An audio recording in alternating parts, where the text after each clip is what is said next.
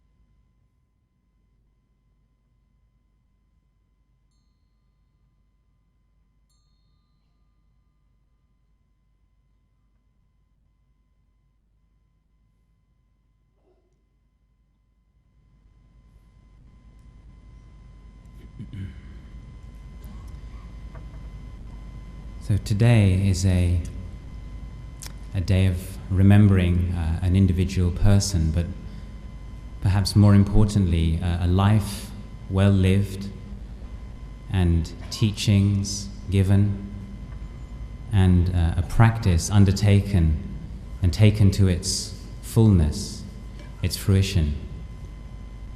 The important thing for all of us, students of the Dhamma from whatever tradition, lay or monastic, is of course to reflect on how we can bring these teachings, the life of an individual, into our own lives in a way where it becomes a modern day reality. This morning we heard from somebody who was fortunate, Ajahn Sumedho, very lucky to have spent many years living with Ajahn Chah, and this evening there will be other speakers who lived with him directly. I've been asked to speak today as a monk ordained in the tradition, out of faith in Buddhadharma, but also having contacted Ajahn Chah to a certain degree. But I can't say that he was my direct teacher in the same way. I never got the chance to sit at his feet and hear the stories, hear the jokes, or get the hard teachings, be admonished. When he was fierce, he was very fierce. When he was warm, he was very warm. So I never got that directly. But I was fortunate enough to pay my respects to him while he was still alive. But by that time he was already very sick.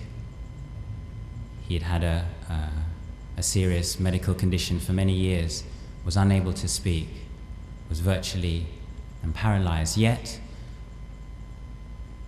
that meeting with him and that chance to be around him just for a short time, but more importantly to come into close contact with the tradition that was already growing up around him and was being slowly established and was already thriving actually, was enough to feel this was an individual who I could really give my life to. And in fact, there was no other thing that seemed logical to do. So perhaps as a Dhamma sharing today, just to share some of that with everybody. In May of 1989, I had taken a temporary Samanera ordination in Thailand, partly as an interesting experience. I was 18 years old, partly as an offering to my family, my Thai family, but not really knowing anything about Buddhism, Buddhist practice, meditation, or the tradition. At the time I could not speak Thai, and so by good fortune, my upajjhaya, my preceptor, sent me to Wat Bananachat, which Ajahn Sumedho spoke about this morning, the monastery for Westerners, where the language of instruction given was in English. And so that was the real first encounter, you could say, with Ajahn Chah, simply arriving in a monastery of his tradition. One already felt his presence. And in many ways it wasn't easy. It wasn't a welcome presence, because simply put, it was physically very demanding. Rising very early, 3 a.m., long bindabata, morning chanting, meditation, difficult conditions, and monks practicing seemed very strictly, very little talking going on. And myself not knowing anything about the tradition, unable to meditate, lonely, and wondering what it was really all about, it all seemed very austere. And some of the chants we would do in morning and evening chanting also I found very jarring. On the boards outside in the exhibition, you see the words Jara Damomi Jaranganatito. So we used to chant this, Jara Damomi Jaranganatito. I am of the nature to age. I have not gone beyond aging. It seemed very somber, negative, and depressing. Vayadi Damomi Vayadinganatito. I am of the nature to sicken. I have not gone beyond sickness. Marana Damomi Marananganatito. I am of the nature to die. I have not gone beyond death. I couldn't really understand why we needed to start the day in this particular way. Surely there could be something a bit more uplifting. And then we would move on to contemplating the body. And we chant these 32 parts, many of you familiar with, going through hair of the head, hair of the nails, teeth, skin, and then internal organs as well, heart, lungs, onto intestines, and the other more unattractive and usually less desirable parts of the body. And again, I couldn't quite understand why we were focusing on the fact that, as the chant goes, this body is a sealed bag of skin filled with unattractive things. I thought, this Ajahn Chah must be very strange to teach his disciples to chant this. I didn't realize that actually these words went back to the original Buddha. I had such little understanding. So I was learning day by day, and it wasn't easy. And I wasn't really sure if I would be able to hang in there for more than a week or two. But one thing there was to look forward to would be, I was told we would go and pay respects to Ajahn Chah, the great master himself, in a few days' time. It was the tradition that on the lunar observance day, the Sangha would all get into pickup trucks and drive over a few kilometers to Wat Nong Papong, his monastery, and pay respects to Ajahn Chah. And I was told then I would get a chance to finally see Ajahn Chah, and I was very happy about that. So I'd heard so much about him, seen so many lovely pictures. He seemed this being full of smiling metta and the wisdom. Everybody seemed so inspired. I thought, this will really help me. But that meeting was, again, very, very difficult. It was almost disturbing. We would drive to the monastery and then park and then go to his kuti, the hut where he was being looked after. I'd been told that he doesn't teach very much anymore because he's sick. But I wasn't expecting the sight of Ajahn Chah, very frail, looking tiny compared to this larger-than-life figure in the pictures, without his false teeth, his whole face sunken in, and being wheeled out by two attendant monks, both wearing masks covering their mouth for hygiene. It just seemed like a very grim picture. What a traumatic scene So again, those of you that have seen the exhibition or afterwards, there are pictures of that period of his life, in a wheelchair, paralyzed, unable to speak, even with a bandage, a plaster over his throat, covering the tracheotomy tube where he was fed. So this is a very powerful image. I'd been brought up in London, and in the West, as many of you know, suffering of that kind, old age, sickness, is not really brought out into the public sphere. And certainly young people don't make a special effort to go and pay respects to people who are old and sick, and make that a big part of their week, and sit contemplating somebody who's old and sick. And we did the chanting, and then there was a period of silent meditation, and the attendant monks were fanning away the mosquitoes. And then we paid respects, bowed, and they wheeled Ajahn Chah back into his hospital kuti. And there was this sense of deep, deep disappointment. Because the thought arose in me, well, I won't be able to learn anything from the master if he's in this state. And then another thought, another nagging doubt about Buddhism arose, because I'd been learning about the law of karma, that good actions bring good results, and I thought, well, if this is the enlightened master who surely did so much good action in his life, if this is what it comes to, then what chance is there for someone like me? So I was thinking about this Buddhism. It didn't seem to offer much of a solution. So as we were putting our robes on and getting back into the pickup trucks, I commented to one of the monks. I said, "Oh, isn't it a pity that Ajahn Chah has to suffer so much?"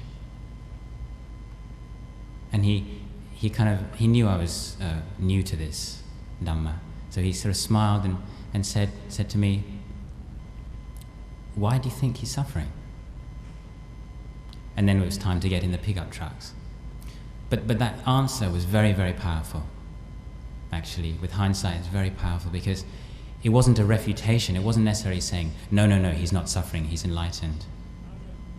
He was simply asking me to reflect on my own bias, my own preconception, that somebody physically sick, aging, unable to move, unable to speak, with a hole in their throat to be fed, with needing monks attending you 24 hours a day, that person would necessarily be suffering. That was my assumption, and that the Dhamma hadn't seemed to work for them. So luckily there was something in me that said, yes, why do I assume that he's suffering? That night was the observance night, and as is the practice in Achaan Chah monasteries, we sat up all night, or tried to. Very difficult thing to do, meditate all night. Most people don't quite make it. And in the morning, 3:30, we began the chanting again. Jara dhammo mi jarang anatito. I am of the nature to age. I have not gone beyond aging. Bayati dhammo mi bayading anatito. I am of the nature to sicken. I have not gone beyond sickness. Marana dhammo mi maranang anatito. I am of the nature to die. I have not gone beyond dying. Sabbe piyehi. And you know the rest. All that is mine, beloved and pleasing, will become otherwise, will become separated from me. And suddenly there was the feeling, the deep realization, that rather than being a negative statement or a negative way of looking at things, that finally here was truth. This was the undeniable truth. And Luang Por in his state, which I'd taken to be so miserable, so negative, was a living testament to that truth. And I realized something that struck me late in that evening was that no one else seemed to mind Luang Por being in that state. All his disciples, the lay people, the monks, it wasn't as if there was a problem. I'm sure obviously they wouldn't have chosen their teacher to become sick, but because all his life he'd been preparing them for that, preparing for that nature. Dhamma, entire Dhamma chart means nature, the birth of Dhamma. So the natural process to take place. When it finally happened to him, it was simply the next phase of his teaching, absolutely in line with the way he had been living his life and the way he'd been teaching. So luckily, as is so often the case in our lives, we have a moment, you could call it a little moment of insight, or a shift takes place. And suddenly I became very keen to really study this truth. And thinking back at my life as a layperson, as a teenager, back in England and then coming to Malaysia and Thailand on my family holidays, seeking pleasure, enjoying things, very nice, nothing too blameworthy about that, but realizing that essentially there was a deception going on. There was the constant message was, of course, that the external world, the material world, the sensual world is where we will find our happiness. And when the material world, the sensual world goes wrong, then we'll suffer. Ajahn Chah's message through his life and through his presence to me was no thing, no person, no event, no situation has the power to make you suffer, or even should be seen as negative, should be judged in any way. We're actually free to make our own decision. So this is how, say, towards the end of his life, for 10 years, I believe, from the early 80s to the early 90s, he didn't say a word. He simply lay in Wat Nong Pa Pong, and people were able to go and pay respects and take away whatever they were able to from the situation. And in time, Dhamma was translated into English, tapes, and later CDs. And so these teachings lived on. Now Ajahn Chah's strength, as I understand it and really experienced it, and his real wisdom was emphasizing Sangha. Sangha means the monastic Sangha, but it means community, and community harmony. But of course, as a monk, particularly his close focus of teaching, especially in the early years, had been on the monks who came to stay with him, because he was very unknown for many years. And there were key teachings that he brought into his monastic training, and some of the things we'll hear about later on, his Vinaya instructions. But essentially there were some key themes to Ajahn Chah's life, which the monastic Sangha inherited, tried their best to integrate into their own lives, and I feel it's very valuable to share to this day, because they're valid as timeless teachings. That his teachings come all the way from the Buddha's time, yet he was able to make them, bring them to life in the present moment, and then transmit them. So as I said at the beginning, it was tough in his monasteries. Khanti means patient endurance. It's a barami, it's spiritual quality. And partly, in those days, northeast Thailand was much poorer. There's been huge material development in the last 20 years. But it was also tough because Luang Por Chah made it tough. The tradition is what we call the Dutonga tradition. So all the things like eating in one's alms bowl, going on alms round, and being frugal, and getting up early together as a Sangha, coming together and chanting these words together, supporting each other in our practice, and reflecting on Dhamma and meditating together through the wee hours of the dawn, and in the evening as well, sometimes late into the night. So this tough foundation, Khanti, patient endurance, was what gave the men and women living there the strength to put up with the difficulties. Now, the obstacles in life begin with the physical ones, difficulties from heat, cold, hunger, etc., and perhaps sharp words. But then also, as Luang Por Chah taught, the real patient endurance, the real need to bear with our own moods, our mental states, not to react and respond to the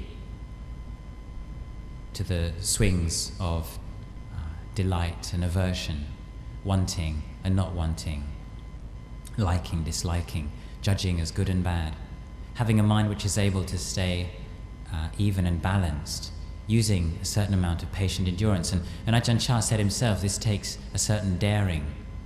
I heard he was asked, well, what makes you special, Luang Por? What do you have that other monks don't have? He said, nothing really, but I dared. And this comes out when you listen to the monks who lived with him. He would say, patiently endure with patience. Dare to be patient, dare to endure. Because it takes a kind of courage.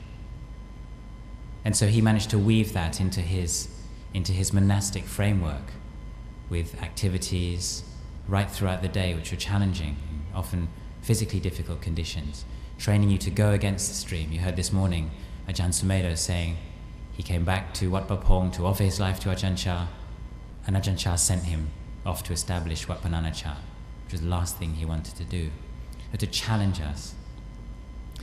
And that's what we need in order to stand up to, or in order to really investigate and understand on a deeper level what was also at the heart of Ajahn Chah's teaching. Most of you don't speak Thai, but if you do learn any words of Thai, I would suggest the two words you should learn are mai ne. These two words mean not sure. And this was his own slightly loose and liberal translation of the common Buddhist teaching, sanya anicca, perception is impermanent, or just anicca in general. Sabbe sankhara anicca, all conditions are impermanent, all conditioned phenomena are impermanent. That's a very formal and lofty way of putting it. He would say, nothing is certain, nothing is stable. And this is a very direct teaching, one which we don't really have to have much experience with scriptures or much of a deep spiritual foundation to be able to take on and apply to our lives. We ask ourselves, yeah, actually, what is certain? And this response of the monk, when I asked him, if this is Ajahn Chah, if this is what happens to him, what hope is there for us? And he said, well, why do you assume he's suffering? And the answer is, yeah, it's true, it's not certain, is it? And straight away we're able to let go. So this idea of uncertainty was something which, for someone like myself, coming in cold, with no background in meditation, even with no interest, this wasn't something that I planned on doing for the rest of my life, just like Ajahn Subhaddo. He was thinking of 2 years, I was thinking of 2 weeks. But it's like something reels you in, something inside you is saying, there's much more here than meets the eye. There's much more investigation to do. And if this is truth, you can't turn your back on it. If that's really what you feel, that life, as you understand it, really is uncertain, that where you're putting your certainty may well one day let you down, then it's almost like an obligation or a responsibility to seek something more solid, just as if we were building a house. We would need solid foundations. And Luang Por himself would say again and again, we have to start with the foundation work. He would often talk about this when talking about sila, this being the foundations for our lives. So the ability to begin to see that all things were not sure. And this was something which would be a common theme in the Dhamma talks I began to read and began to listen to. So we start with seeing, yes, the body is uncertain, it's not sure. We see that people get old and sick, and although we know it's going to happen to all of us, we don't know when. In the sala, the hall, the meditation hall of Wat Panana Chah, and many monasteries, there was a skeleton hanging up in a glass cabinet, which again, the first day I arrived, I looked at this skeleton and I really wondered what kind of a place I'd somehow landed in. But the van that dropped me off had already gone, and I didn't have any money, so I was stuck, at least for the moment, and that was before the mobile phones. I couldn't call home and say, get me out of here. So I was looking at this skeleton, and then at the bottom of the glass cabinet, in another smaller jar, was a very, very young baby which had died in infancy, in a preserved jar, and that looked so horrible. But the teaching of that was more powerful than just that we're all going to get old and sick and die. It's really that actually it can happen anytime, even right at the beginning of life, when we would all say that shouldn't happen. It can. So we're beginning to contemplate and seeing how impermanence is much more a part of life than we would ever imagine. And so not only on the material realm, the physical realm, our own bodies, but then of course our thoughts. And more interestingly, this was what really intrigued me. And I think with a Western upbringing and education, many of you share kind of rigorous education. We hold very much to our perceptions and our views. We're actually trained to cultivate views and then hold on to them like mad. And it's very challenging to let go of them, and something that's very destabling. So one night I was listening to a talk in the hall to the senior monk, an English monk, many of you know, Ajahn Chah was giving a talk. And he began to talk about how our perceptions are impermanent, and began to talk about our views and opinions. And he just mentioned things like political views around the environment, or views around social issues. And he just simply asked the question again, can you really be sure about any of your views? That are any of them really absolutely sure? I mean, can you actually say that? It's not saying they're all wrong. You don't have to suddenly go into a sense that you don't know anything. But asking the question, can we really be sure that we're right?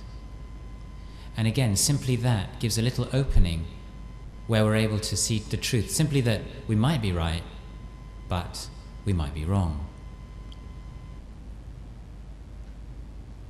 And just that opening to know that there was something to consider, I actually found almost like a huge burden was lifted off my heart. Because aged 18, as you know, there's so much pressure to know, what are you going to do? What would you like to be? What are your social attitudes and values? Are you politically correct? What kind of orientations do you have in all kinds of areas? You have to know. And there's this kind of constant challenge in group situations. Will you say the right thing and be accepted, or be convincing, or be successful, or just be right? And to be able to say, actually it's okay not to know, to hear the teacher encouraging that was not refreshing. It was, like I said, like a huge weight lifted. And again, another sense that this is truth. In the same way that we're going to get old and sick and die, it's truth. I realize, nothing is sure. Nothing is permanent, and nothing is stable. Even if things are permanent for a little, we can have a sense of a short-term permanency, but it's very unstable. And so what a sort of a very different way to investigate things. And so this is the kind of the gradual teaching, you could say, of Ajahn Chah, the particular Dhammas that he picked up from. Not his own Dhamma, this is the timeless teachings that the Buddha himself had taught. And those weren't his either, as he said again and again. This is akaliko. But Ajahn Chah's skill was to find a few current themes and weave them together. So from mai ne, not sure, or unstable, we come to, well then, what are we holding on to? So first we see that the holding on to our thoughts, our views, opinions, that's actually very difficult. It's like again, one of Luang Por Chah's similes was like carrying bags. You carry these bags around, and it's so heavy, and it feels so heavy. And somebody says, "Well, put down the bags," and you say, "Well, then I won't have my bags." And in a minute, you can still have them. Just put them down. You don't have to carry them all the time, and use them skillfully. And so, just to be able to put down that knowing was so uplifting and enlightening for the heart. In a sense, it made the heart feel light and less burdened rather than more burdened. So that this theme, this is a theme which I'm sure you'll hear more of today, of letting go. Luang Por Chah taught us just to let go through seeing just how unsure all of these things were. So in a sense, this is a few very, very kind of snippets of his teachings, but just to share with you how somebody who's now long passed away, but even at that time wasn't teaching, how he was able to inspire people, not just myself, but many, many others, simply to dedicate their whole lives to the path. There's certainly a leap of faith, because even then and now, no one can prove Ajahn Chah's enlightenment or any of the enlightened ones. We don't have this direct knowledge.